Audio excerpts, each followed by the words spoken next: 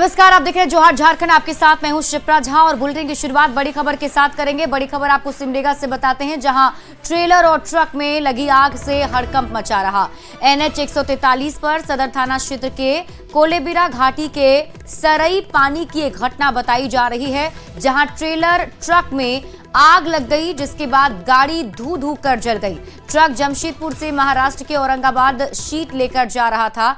इसी दौरान ट्रेलर के केबिन में अचानक आग लग गई, जिसमें पूरी गाड़ी जलकर खाक हो गई है।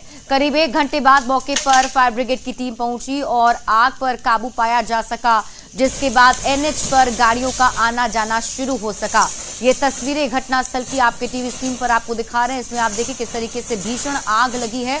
इस आग ने पूरी ट्रेलर को अपनी चपेट में ले लिया और इस अगलगी की वजह से लंबा जाम NH 143 पर लग गया था। हालांकि फायर ब्रिगेड की टीम ने आग पर काबू पाने के बाद जाम को वहां से रवाना किया है। आग कैसे लग गया? आग केबिन में एक बार धर लिया अपने आप? हाँ। क्या चीज लोड था आपके ट्रेलर में? शीट लोड है। हाँ। तो जमशेदपुर से कहाँ जा रहे हैं? जमशेदपुर से औरंगाबाद जा रहे हैं। मुंबई। और इसी बीच आपको रांची से बड़ी खबर बता दें, सीएम हेमंत सोरेन दिल्ली से रांची पहुंचे। विधायक कल्पना सोरेन भी लौट गई हैं। शिबू सोरेन को लेकर दोनों दिल्ली गए थे। शिबू सोरेन का दिल्ली में इलाज चल रहा है। अभी कुछ दिन दिल्ली में ही रहेंगे शिबू सोरेन। आपको बता दें कि हेमंत सोरेन के पिता शिबू सोरेन का इलाज दिल्ली में चल रहा है। ऐसे में कल्पना सोरेन और हेमंत सोरेन शिबू सोरेन को लेकर दिल्ली गए थे। अब हेमंत सोरेन वापस रांची लौट आए हैं। अभी कुछ दिन और दिल्ली में रहने वाले हैं शिबू सोरेन। तो बड़ी खबर आपको रांची से बता रहे हैं, हेमंत सोरेन दिल्ली से रांची पहुंच चुके हैं। उनके साथ उनकी पत्नी कल्पना सोरेन भी वापस रांची लौट आई हैं। दरअसल शिबू सोरेन की तबीयत खराब होने के बाद से उन्हें इलाज के लिए दिल्ली लेकर दोनों गए थे। खूंटी में अवैध रूप से जारी अफीम की खेती पर पुलिस का अभियान जारी है। मुरहू थाना पुलिस ने टोटा दाग गांव में कार्रवाई करते हुए 2 एकड़ में लगी अफीम की फसल को नष्ट कर दिया है। अब तक 6000 एकड़ से अधिक जमीन में लगी अफीम की फसल को नष्ट किया गया है। साथ ही लोगों को भी अफीम की खेती को लेकर जागरूक किया जा रहा है। पुलिस की ओर से लोगों को खेती के विकल्प भी दिए जा रहे हैं, ताकि लोग अफीम की खेती से दूरी बना सके। जो सूचना संकलन का कार्य था वो हम लोग नवंबर माह में ही शुरू किए थे और अर्ली डिस्ट्रक्शन भी दिसंबर के 10 तारीख से ही शुरू कर दिया गया था जिला में। और सभी थाना क्षेत्रों में लगातार आसूचना आ भी रही है और लगातार प्रतिदिन पार्टी निकल रही है और डिस्ट्रक्शन का कार्य जो है लगातार किया जा रहा है। कई जगहों पर हम लोग इसके अलावा जागरूकता अभियान चला रहे हैं, जिसके तहत लोग स्वयं भी डिस्ट्रक्शन कर रहे हैं ग्राम सभा करके, और उसका अलग से उनको प्रोत्साहन के रूप में अल्टरनेट क्रॉप्स भी जिला प्रशासन के माध्यम से उपलब्ध भी कराने का प्रयास जो है हम लोग के द्वारा लगातार किया जा रहा है। चाईबासा में अवैध अफीम की खेती के खिलाफ पुलिस का अभियान जारी है। अब तक जिले में 400 एकड़ से अधिक जमीन पर लगी अफीम की अवैध खेती को नष्ट किया गया। पुलिस के जागरूकता अभियान का असर भी दिख रहा है और लोग खुद से ही अफीम की खेती नष्ट कर रहे हैं। पुलिस ने बंद गांव के बाड़ेडीह नवगढ़ा के में करीब 12 एकड़ में अफीम की खेती को नष्ट किया है। साथ ही जागरूकता अभियान के असर से टेबो में 1.5 एकड़ और टोकलो में 1 एकड़ में लोगों ने खुद से अफीम की खेती को नष्ट कर दिया है। और इसी बीच आपको जामताड़ा से बड़ी खबर बता दें, नाला थाना क्षेत्र में बच्ची का शव मिला है। पलाश के जंगल में बच्ची का शव मिला, जिससे इलाके में सनसनी फैल गई। शनिवार सुबह से लापता थी नाबालिग। दुष्कर्म के बाद हत्या की आशंका जताई जा रही है। लोगों ने दोषियों की गिरफ्तारी की मांग की है। मामले की जांच में नाला पुलिस की टीम जुटी हुई है।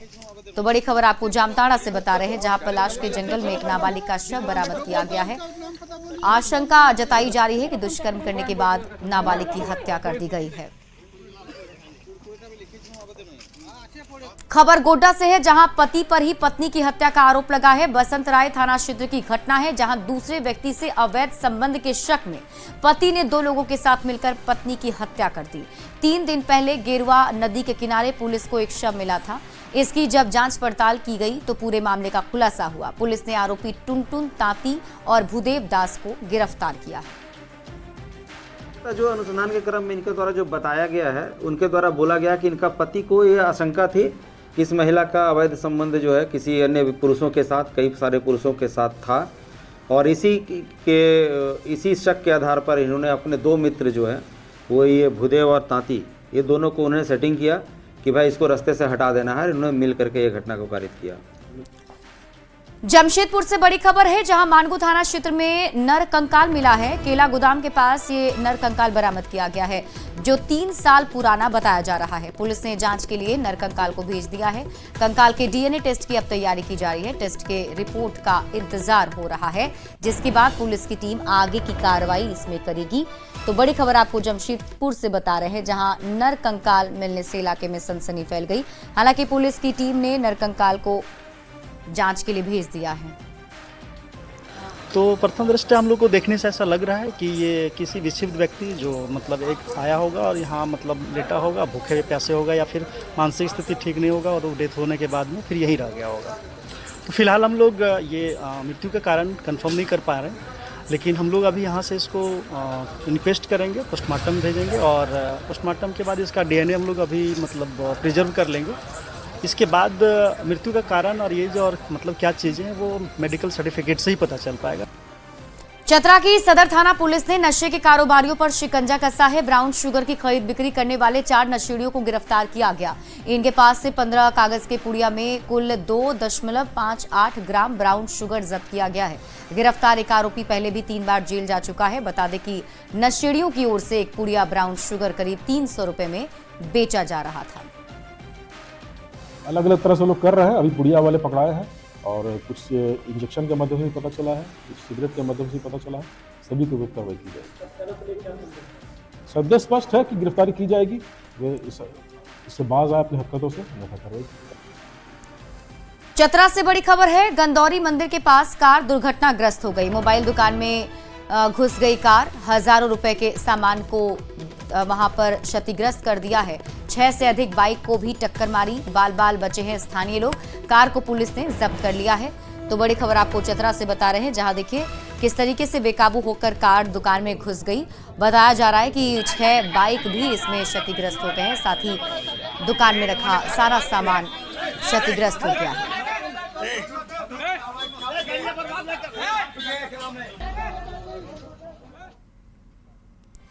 हजारीबाग में आंगो थाना क्षेत्र के गोंदवार के पास सड़क हादसे में एक बाइक सवार युवक की मौत हो गई। मृतक की पहचान गोंदवार निवासी सानू हांसदा के रूप में हुई है। सानू हांसदा कोयला बेचकर बाइक से घर आ रहा था। इसी बीच तेज रफ्तार गाड़ी ने उसे ठोकर मार दी। हादसे में मौके पर ही उसकी मौत हो गई है। इस घटना के बाद अवैध कोयला परिवहन के बढ़ते मामलों पर फिर से सवाल खड़े हो रहे हैं। लोगों का आरोप है कि बाइक से कोयले की अवैध ढुलाई जारी है, लेकिन उस पर रोक नहीं लग सकी है। सानू हंसदा पिता मार्शल हंसदा की रात्रि में पुलिया के पास आगे गड्ढा में गिर जाने के बाद मोटरसाइकिल से दब जाने के कारण मृत्यु हुई है। सर किस तरीके से क्या कुछ जांच किया जा रहा है? बताया जा रहा है कि कोयला लेकर जो रिटर्न जा रहा है बाइक वगैरह। मुझे ऐसी कोई जानकारी नहीं है। इस बिंदु पर जांच चल रही है। प्रयागराज में चल रहे कुंभ में स्नान को लेकर रामगढ़ के बड़काकाना रेलवे जंक्शन पर भारी भीड़ उमड़ पड़ी। श्रद्धालुओं की भीड़ का आलम यह है कि एसी बोगी में भी खड़े होने की जगह नहीं मिल रही। ऐसा ही नजारा दिखा टाटा जम्मू तवी एक्सप्रेस में, जहां लोग बोगी के टॉयलेट में भी बैठकर प्रयागराज जा रहे हैं। रेलवे की ओर से स्टेशन पर सुरक्षा व्यवस्था कड़ी है, लेकिन ट्रेन के अंदर का हाल खराब है। और अधिक जानकारी दे रहे हैं न्यूज 18 संवाददाता जावेद खान।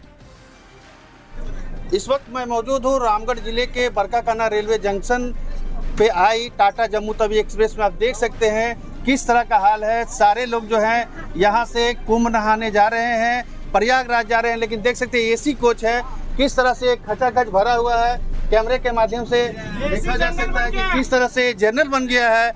कैमरे के माध्यम से देखा जा सकता है लोग काफी परेशान है।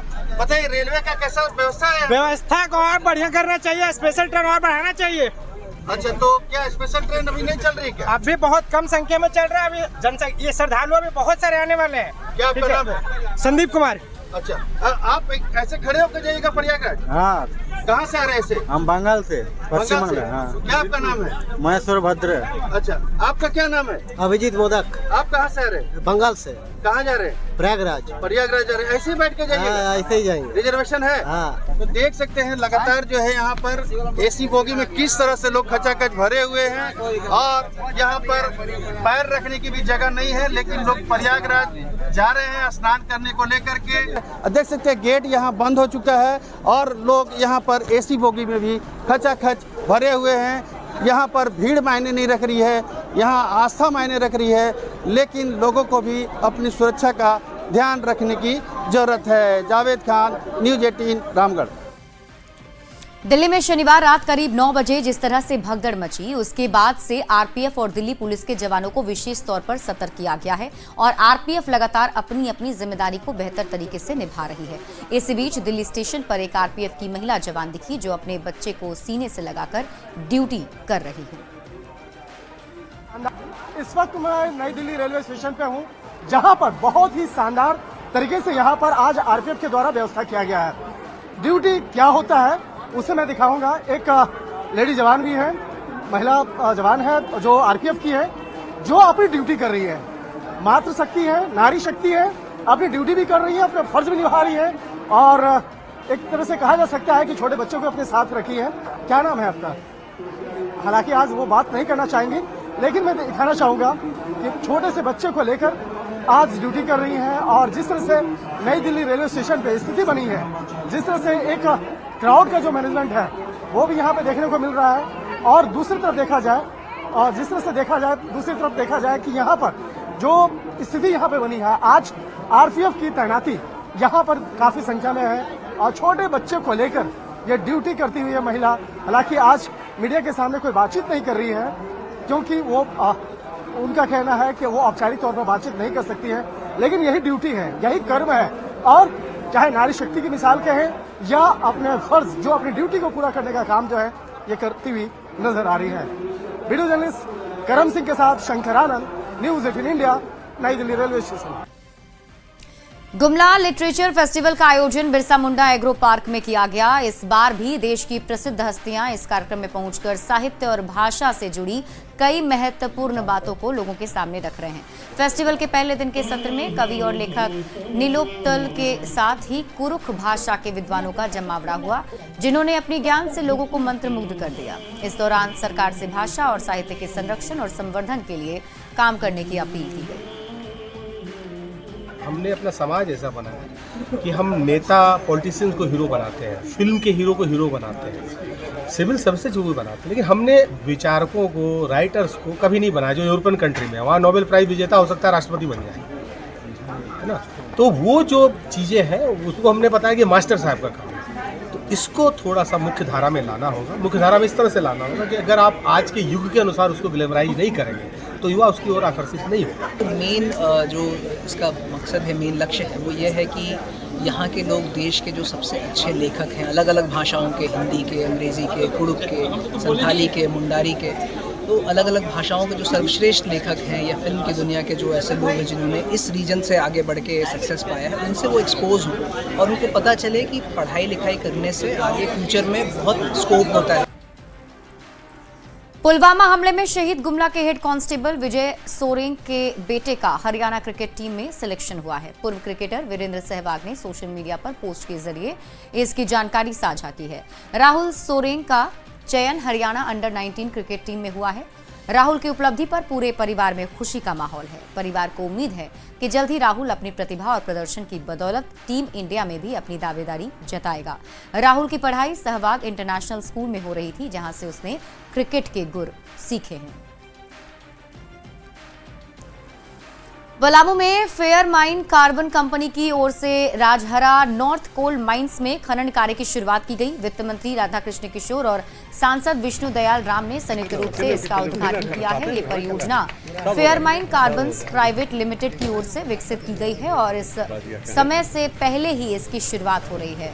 इस खदान से 2128 करोड़ के राजस्व की प्राप्ति होगी, जिसमें राज्य सरकार को 102 करोड़ का राजस्व हर साल मिलेगा। कंपनी की ओर से काम शुरू होने से स्थानीय लोगों को रोजगार के लाभ से वहां के रहने वाले अपने आशीर्वाद।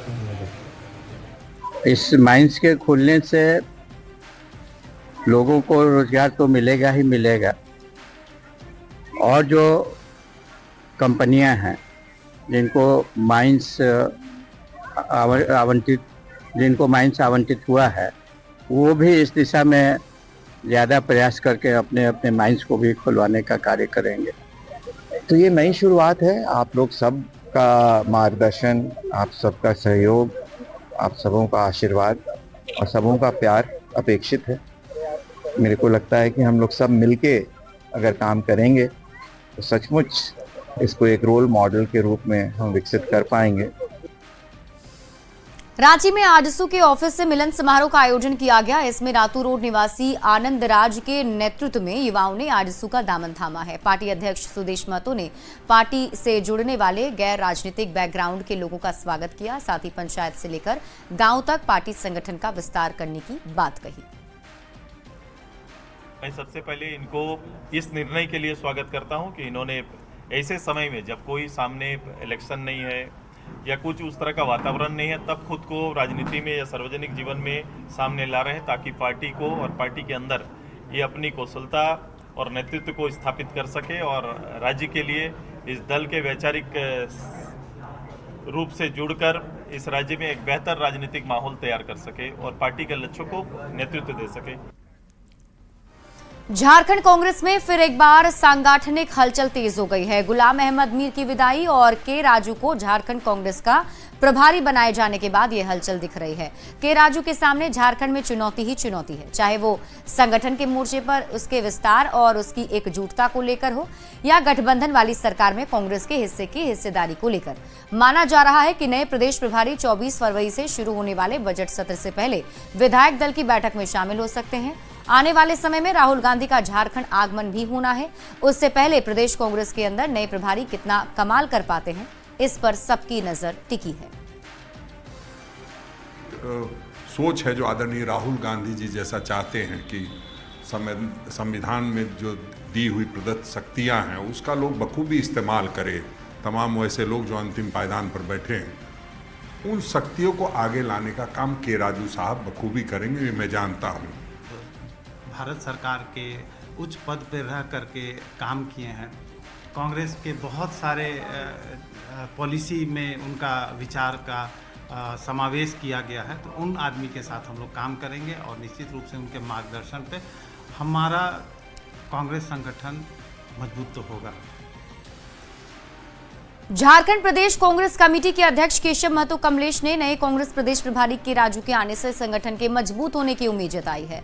उन्होंने कांग्रेस कोटे के 4 मंत्रियों के काम की समीक्षा पर कहा कि काम के आकलन के बाद संगठन को लेकर भी उनकी जवाबदेही तय की जाएगी। केशव महतो कमलेश रामगढ़ के सिरका में कार्यकर्ता मिलन समारोह में शामिल होने के लिए पहुंचे थे। ना जल्दी में कोई अपने अपने नए विभाग हैं, सब कोई अपना जानकारी ले रहे हैं, कुछ काम भी कर रहे हैं, लेकिन यह जल्दीबाजी होगी उसके संबंध में कुछ कहना।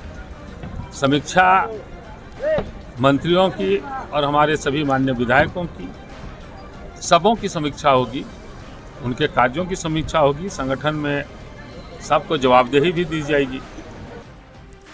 खबर आपको रांची से बताते हैं, जहां ट्रैफिक चालान से बचने के लिए नंबर प्लेट टेम्परिंग करने और नंबर प्लेट से छेड़छाड़ का मामला लगातार सामने आ रहा है, लेकिन फिर भी पुलिस इस पर कोई खास कार्रवाई नहीं करती है। मामले को लेकर ट्रैफिक एसपी का कहना है कि गाड़ियों के नंबर प्लेट से छेड़छाड़ करने वालों के खिलाफ कार्रवाई के सख्त निर्देश दिए गए हैं। साथ ही वाहन चालकों को पहली बार पकड़ने पर चेतावनी देकर छोड़ने और दूसरी बार में गाड़ियों को जब्त करने का निर्देश भी दिया गया है।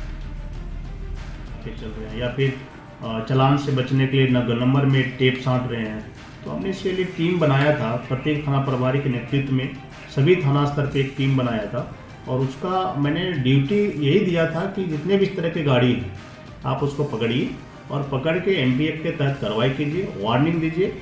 अगर दोबारा रिपीट करते हैं वो वार्निंग देने के बाद, कार्रवाई करने के बाद, तो फिर हम लोग ये मानते हुए कि आप क्राइम करने के उद्देश्य से आपने नंबर प्लेट को कंसील किया, नंबर प्लेट को चेंज किया, दूसरे गाड़ी का नंबर आपने लगाया है, तो फिर हम लोग उसमें एफआईआर करके भी हम लोग कार्रवाई करेंगे। और फिलहाल इस बुलेटिन में अभी के लिए बस इतना ही। आगे देख लेते हैं हेडलाइंस।